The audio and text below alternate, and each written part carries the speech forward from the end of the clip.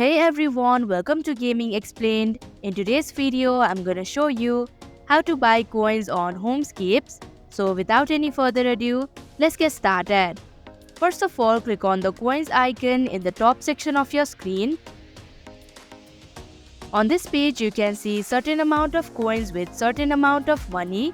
Now all you have to do is select how many coins you wanna buy. Let's say I wanna buy 1500 coins. Then I'll have to tap on 1500 option. Then a pop-up menu will appear where you'll have to click on add credit or debit card option.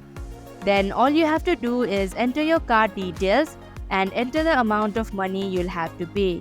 After that, you'll have to check out and your account will be added with 1500 coins.